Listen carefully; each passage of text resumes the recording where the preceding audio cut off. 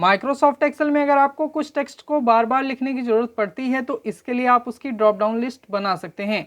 Drop down list बनाने से आपको यही फ़ायदा होगा कि आपको सभी सेल में बार बार उस टेक्स्ट को लिखने की ज़रूरत नहीं पड़ेगी, आपको एक रेडीमेड लिस्ट मिल जाती है। बाकी ड्रॉप डाउन लिस्ट बनाने से आपको ये फ़ायदा होगा कि आपका डेटा 100% एक्यूरेट रहेगा, स्पेलिंग मिस्टेक 0% हो जाएगी, डेटा एंट्री फास्टर होगी और आप कम टाइम में ज़्यादा काम कर पाएंगे। अब जैसे कि बात करते हैं इस डेटा की, तो यहाँ पर हमने कुछ नाम लिखे हैं। इन सभी नाम में कुछ मेल हैं तो कुछ फीमेल हैं। इसके बाद यहाँ पर हमने एज लिखी है। अभी यहाँ पर इस कॉलम में हमें इनका जेंडर मेंशन करना है, मेल और फीमेल। तो इसके लिए हम क्या करेंगे, मेल और फीमेल की एक ड्रॉप डाउन लिस्ट बना लेंगे। तो ड्रॉप डाउन लिस्ट बनाने के लिए आप क्या करेंगे, आप सबसे पहले उन सभी सेल का सिलेक्शन करेंगे जिसमें आपको मेल और फीमेल लिखना है। जैसे कि हमने यहाँ पर इन सभी सेल का सिलेक्शन कर लिया। इसके बाद हम जाएंगे डेटा टाइप में, यहाँ पर क्लिक करेंगे। इसके बाद आपको यहाँ पर डेटा वैलिडेशन का ऑप्शन मिल जाएगा, आपको सिंपली इस पर क्लिक कर देना है। इसके बाद आप आएंगे सेटिंग्स में और यहाँ अलाउ में आने के बाद आप लिस्ट का ऑप्शन चूज करेंगे। इसके बाद आपको यहाँ पर मेल और फीमेल लिखना है। तो सबसे पहले हम यहाँ पर मेल लिखेंगे, कोमा देंगे, इसके बाद फीमेल लिख देंगे। इसके बाद हम ओके पर क्लिक करेंगे। तो अभी आप देखेंगे जितने भी सेल का हमने सिलेक्शन किया था इन सभी सेल में आपको एक ड्रॉप डाउन बटन दिखाई देगा। अगर इस ड्रॉप डाउन बटन पे मैं क्लिक करूंगा तो यहाँ पर मेल और फीमेल लिखकर आ जाएगा, जिसकी लिस्ट अभी हमने बनाई है। तो नेहा वर्मा क्या है, फीमेल है, तो हम फीमेल पर क्लिक कर देंगे, यहाँ पर फीमेल लिखकर आ जाएगा। अमित सिंह मेल है तो यहाँ मेल पे हम क्लिक करेंगे। इसके बाद पूनम देवी का जेंडर होगा फीमेल, तो इसके लिए हम इस सेल पे क्लिक करेंगे। बाकी आप नोटिस करेंगे आप जिस सेल पर क्लिक करेंगे उस सेल के साथ में आपको ये ड्रॉप डाउन बटन मिल जाता है। तो आप इस ड्रॉप डाउन बटन पे क्लिक करके यहाँ से जेंडर को सिलेक्ट कर सकते हैं और इजीली जो डेटा एंट्री है उसे कर सकते हैं। तो दोस्तों अभी हम बेसिक ड्रॉप डाउन लिस्ट बनाना सीख रहे हैं, अभी हम डायनेमिक ड्रॉप डाउन लिस्ट बनाना भी सीखेंगे। अभी हम आ जाते हैं शीट 2 में। तो यहाँ पर मैंने कुछ ट्रांजेक्शन का डेटा लिया हुआ है। अभी हमें डी कॉलम में ट्रांजैक्शन टाइप को मेंशन करना है, जैसे कि कैश, कार्ड, यूपीआई, यानी जिस भी माध्यम से कस्टमर ने पेमेंट की है उस ट्रांजैक्शन टाइप को हमें यहाँ पर मेंशन करना है। तो इसके लिए हम इन सभी सेल का सिलेक्शन करेंगे क्योंकि इन्हीं सेल में हमें अपना ट्रांजैक्शन टाइप मेंशन करना है। इसके बाद डेटा टाइप में आने के बाद आप डेटा वैलिडेशन पे क्लिक करेंगे, सेटिंग में आएंगे, अलाउ में आने के बाद यहाँ से लिस्ट का ऑप्शन चूज करेंगे और यहाँ पर आप जो भी लिस्ट बनाना चाहते हैं उस लिस्ट का आप यहाँ नाम मेंशन करेंगे। जैसे कि मैं यहाँ पर कैश लिख देता हूँ। कैश लिखने के बाद आपको कोमा जरूर देना है। इसके बाद आप यूपीआई लिखिए, कोमा देंगे। इसके बाद हम कार्ड लिखेंगे, इसके बाद ओके पर क्लिक कर देंगे। तो आप देखेंगे इन सभी सेल में जो कैश है, कार्ड है, यूपीआई है, ये सब कुछ लिखकर आ चुका है। तो कुछ इस तरह से आप अपनी जो ड्रॉप डाउन लिस्ट है वो बना सकते हैं और डेटा एंट्री को काफ़ी ईजी कर सकते हैं। अभी हम आ जाते हैं शीट 3 में। तो यहाँ पर हम नॉर्मल और डायनेमिक दोनों तरह की ड्रॉप डाउन लिस्ट बनाना सीखेंगे। तो यहाँ पर जो आइटम नेम आपको दिखाई दे रहे हैं इन सभी आइटम नेम की हम ड्रॉप डाउन लिस्ट बनाना चाहते हैं। तो अभी आपने देखा हम मैनुअली अपना जो लिस्ट है उसे टाइप कर रहे थे, जैसे कि male, female, cash, card, UPI, उसे हमने मैनुअली लिस्ट में टाइप किया। लेकिन अभी हम सिंपली इन सभी आइटम नेम का सिलेक्शन करेंगे, यानी जो भी हमें लिस्ट बनानी हम उसका डायरेक्टली सिलेक्शन करके अपनी ड्रॉप डाउन लिस्ट बनाएंगे। ओके, तो अभी हमें क्या करना है, जैसे कि इन सभी आइटम नेम की ड्रॉप डाउन लिस्ट हम यहाँ पर बनाना चाहते हैं या फिर आप पूरे कॉलम का भी सिलेक्शन कर सकते हैं। यहाँ पर क्लिक करेंगे तो पूरा कॉलम सिलेक्ट हो जाएगा और आपके पूरे कॉलम में आपकी जो ड्रॉप डाउन लिस्ट है वो बन के आ जाएगी। फिलहाल हम इन्हीं सभी सेल का सिलेक्शन करते हैं। इसके बाद हम आएंगे डेटा वैलिडेशन में, यहाँ पर क्लिक करेंगे। इसके बाद यहाँ से लिस्ट का ऑप्शन चूज करेंगे। इसके बाद सोर्स पे क्लिक करेंगे, यहाँ पर जो सोर्स का कॉलम दिया गया है इस पे हम क्लिक करेंगे।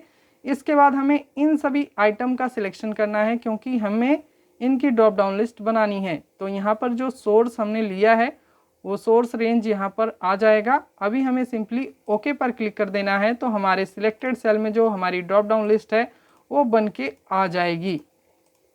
ओके, तो कुछ इस तरह से आप बेसिक ड्रॉप डाउन लिस्ट बना सकते हैं। अभी दोस्तों हम यहाँ पर कुछ नए आइटम ऐड करेंगे और देखेंगे क्या वो आइटम हमारी इस ड्रॉप डाउन लिस्ट में अपडेट होंगे या नहीं होंगे। जैसे कि मैं यहाँ पर होब लिख देता हूँ।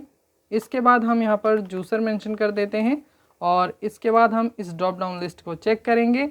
तो यहाँ पर आप देखेंगे ना जूसर आया है ना हॉब लिख कर आया है, यानी ये जो ड्रॉप डाउन लिस्ट है ये ऑटोमेटिक अपडेट नहीं होगी अगर हम यहाँ पर कोई नए आइटम को ऐड करेंगे। तो न्यू आइटम ऐड करने पर किस तरह हमारी drop down list automatic update होगी, चलिए इसे देखते हैं। तो सबसे पहले आप क्या करेंगे, आपने जो भी आइटम नेम लिखे हैं आपको उन सभी आइटम नेम का सिलेक्शन करना है, इंक्लूडिंग वन हेडिंग का भी आपको सिलेक्शन कर लेना है। बाकी जो अगर आपने 2-3 हेडिंग लिखी हुई हैं तो उनका सिलेक्शन नहीं करना, आपको सिर्फ एक हेडिंग का सिलेक्शन करना है, क्योंकि अगर आप ज़्यादा हेडिंग का सिलेक्शन करेंगे तो उसकी भी ड्रॉप डाउन लिस्ट बन के यहाँ पर आ जाएगी। तो यहाँ पर हमने एक हेडिंग का सिलेक्शन किया और जो हमारे सभी आइटम हैं उसका हमने सिलेक्शन किया। इसके बाद हम अपने कीबोर्ड से कंट्रोल और टी बटन एक साथ प्रेस करेंगे तो यहाँ पर क्रिएट टेबल की विंडो आ जाएगी और जो भी हमने रेंज सिलेक्ट की होगी वो रेंज आपको यहाँ पर दिखाई देगी। इसके बाद यहाँ पर एक ऑप्शन मिलेगा आपको माई टेबल हैज़ हेडर्स का, इस पर आपका टिक लगा होना चाहिए क्योंकि यहाँ पर हमने हेडिंग ली हुई हैं।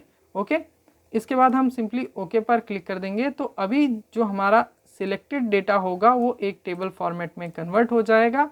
अभी अगर आपको टेबल स्टाइल चेंज करना है तो आप टेबल डिज़ाइन में जाके यहाँ से अपना जो टेबल स्टाइल है उसे चेंज कर सकते हैं। फिलहाल हम ये टेबल स्टाइल ले लेते हैं। अभी टेबल स्टाइल में कन्वर्ट करने के बाद अगर आप ड्रॉप डाउन लिस्ट बनाएंगे तो आपकी जो ड्रॉप डाउन लिस्ट है वो ऑटोमेटिक अपडेट होगी। चलिए इसे प्रैक्टिकली करके देखते हैं। तो सबसे पहले आप क्या करेंगे, आपको उन सभी सेल का सिलेक्शन करना है जिसमें आप अपनी ड्रॉप डाउन लिस्ट बनाना चाहते हैं। जैसे कि हमने इन सभी सेल का सिलेक्शन कर लिया है, इन सभी सेल में हमें अपनी ड्रॉप डाउन लिस्ट बनानी है।